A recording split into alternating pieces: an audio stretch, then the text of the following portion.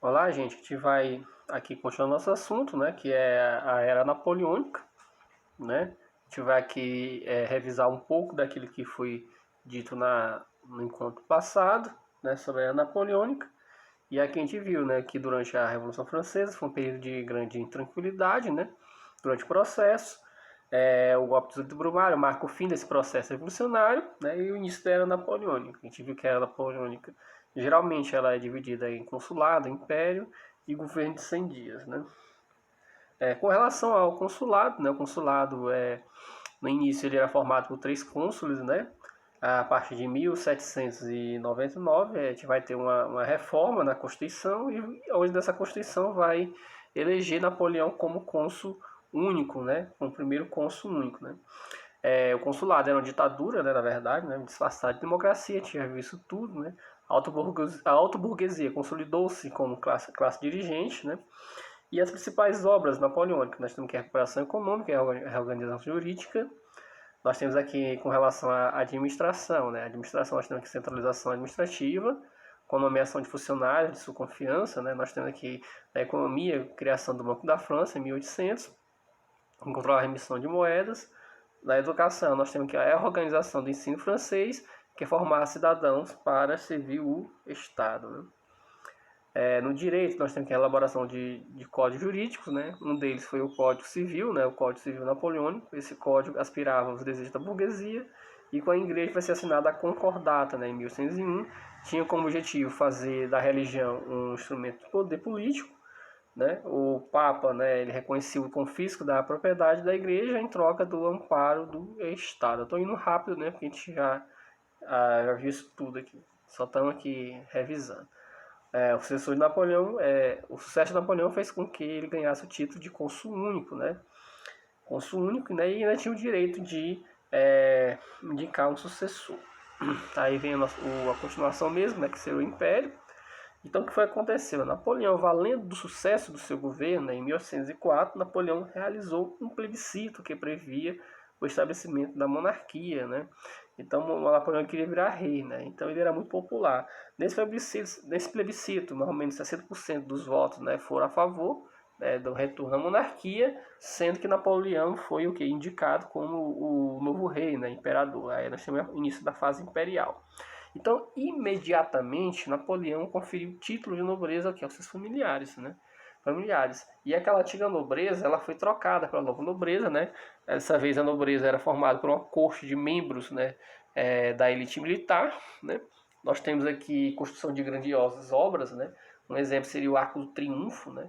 Que foi marcado, né? Esse Arco do Triunfo foi criado em referência ao Império Romano, né? O Império Romano ele conquistar uma área e fazer esse arco de triunfo, né, para demarcar o poder romano. Né. Com relação à expansão militar, né, o Napoleão Bonaparte tinha objetivos militaristas. Né. Desculpe a zoada da moto aí, que passa moto, carro direto. Então ele vai mover uma série de expansões militares, né, uma série de guerras militares, provavelmente com o objetivo, né, de expansionista. Né. Os países europeus começaram a reagir à expansão napoleônica, né? A Áustria, Prússia e Rússia vão se organizar propriamente para tentar combater esse expansionismo, né? E nós temos aqui embaixo algumas batalhas importantes, né? Napoleão, a sua grande rival era a Inglaterra, então por isso ele vai tentar invadir a Inglaterra. Porém, ele vai ser derrotado, né? A Batalha de Trafalgar, que é uma batalha marítima, né? Uma batalha naval. A Marinha Francesa vai conseguir rechaçar essa tentativa de invasão, invasão francesa. E Napoleão rapidamente vai conseguir se recuperar, né, dessa derrota, né? E vai ter vitórias, né, significativas contra os austríacos, contra os prussianos e contra os russos. Né. Em 1805 ele vence os austríacos, né, na Batalha de Austerlitz. Né. Em 1806 Napoleão vence os prussianos e em 1807 Napoleão vence o exército russo. Né. Nós temos aqui o bloqueio continental. O que foi que aconteceu? Como Napoleão não conseguia conquistar a Inglaterra, Terceiramente, ele vai elaborar uma tática, né? Ele vai tentar quebrar a Inglaterra economicamente. Então, a partir daí, ele vai instituir o chamado bloqueio continental, onde ele proibia os países, né, os portos europeus, né, do continente europeu, de comercializarem com a Inglaterra. Nós temos aqui o objetivo, né, tentativa de quebrar economicamente a Inglaterra, determinação que obrigava todos os povos europeus a ficarem fechados para o comércio com a Inglaterra, né, essa é a ideia, né? O bloqueio continental também beneficiava a burguesia francesa. Por quê? Porque como a Inglaterra, né, como boa parte dos países europeus dependia de produtos industrializados que vinham da Inglaterra, então a França ela começou a tomar, né, a burguesia francesa tomar esse lugar, né, de fornecer esses produtos para os outros países, né, que aderiam a esse bloqueio. Né. Nós temos a paz de Tilsit de 1107. A Rússia também aderia ao bloqueio continental, né. A Rússia vai aderir a esse bloqueio em 1107. Vai ser um acordo, né. A Rússia aderir a esse bloqueio com a relação à França. Em troca, a França ela forneceria os produtos, né, que antes eram fornecidos pela Inglaterra, produtos industrializados, né. Portugal não vai aderir a esse bloqueio, né, depois de muita indecisão, né, Portugal vai decidir por não aderir a esse bloqueio, que Portugal dependia muito da economia inglesa, muito dos produtos que vinham da Inglaterra, e também Portugal tinha muitas colônias ultramarinas, né, ultramar, e Portugal temia que perder o controle dessas colônias, né, caso não quebrasse, né, fechasse seus portos com a Inglaterra, pois a Inglaterra poderia facilmente isolar, né, Portugal com relação às suas colônias, né, como por exemplo o Brasil. Né. Isso que era um dos medos que Portugal tinha. Então o que foi acontecer? Napoleão, né, pelo fato de Portugal não cumprir o bloqueio continental, Napoleão ele vai ordenar a invasão, né, de Portugal.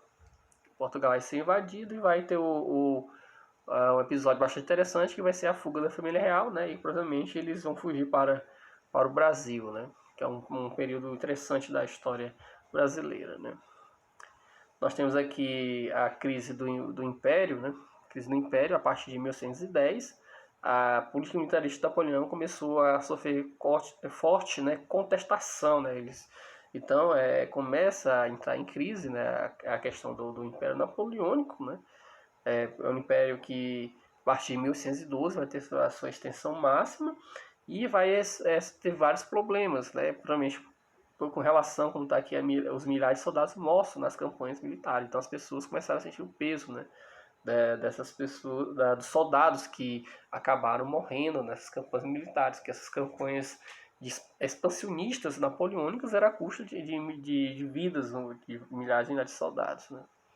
Então aqui o bloqueio continental não atingiu seus efeitos desejados. Né. Muitos países se viram obrigados a quebrar o bloqueio continental, como a Rússia, né? Porque a Rússia era um país agrícola, dependia muito dos produtos industrializados ingleses, né? E estava passando por uma forte crise, né? Uma forte crise econômica. Então a Rússia se viu obrigada a sair do bloqueio continental, até porque a França não conseguia, né, fornecer os produtos que eram necessários para a economia russa. Né. Consequentemente, Napoleão ele vai também decretar a invasão, né, da Rússia, ele vai invadir a Rússia, e os russos eles vão usar uma tática, né, de terra arrasada, eles vão destruir tudo que poderia ajudar ou beneficiar os franceses, né, pudesse ajudar eles, e eles vão recuando, né, o exército francês, né, vai sair quer dizer, Napoleão ele vai mandar para a França 600 mil soldados e 180 mil cavalos, e desses 600 mil soldados, só 30 mil vão conseguir voltar para a França. Né. Tudo é esfarrapado, mostra de fome. Né. O que vai acontecer? Né? Como a gente já falou, o exército russo, né, ele vai destruir tudo aquilo que poderia de alguma forma ajudar os soldados franceses, e eles vão chegar em Moscou tudo o que faminto, né, esfarrapado, né, com fome, e consequentemente houve um inverno russo, né, que vai provavelmente causar grandes problemas para os soldados franceses, né, já que eles já estavam famintos, né, os russos eles destruíram tudo que poderia de uma forma usar, poderia ser usado, né, inclusive comida pudesse ser usado pelos franceses. Isso fez com que Napoleão decretasse, né, a retirada, né, uma retirada bastante dramática, né. Então boa parte dos soldados ficaram famintos, né, e muitos morreram no meio do caminho, né, do exército Napoleão. O Napoleão, né, o seu exército não conseguiu se recuperar, né, dessa derrota, foi uma derrota muito grande, né, e isso estimulou outros países a reagirem contra a dominação napoleônica, né. Em 1814, um grande exército formado por ingleses e russos austríacos invadiu Paris, né. Então isso obrigou Napoleão Bonaparte a abdicar, e através de um tratado, né, ele recebeu o principado, né, o principado de Elba, né, aonde seria um principado que deveria existir até a sua morte, né. Então o trono francês que foi entregue a Luís XIV, irmão de Luís XVI, aquele que foi guilhotinado na Revolução Francesa, né. Então a próxima aula próximo encontro a gente vai continuar com o governo dos 100 dias, né, e o Congresso de Viena. Então até o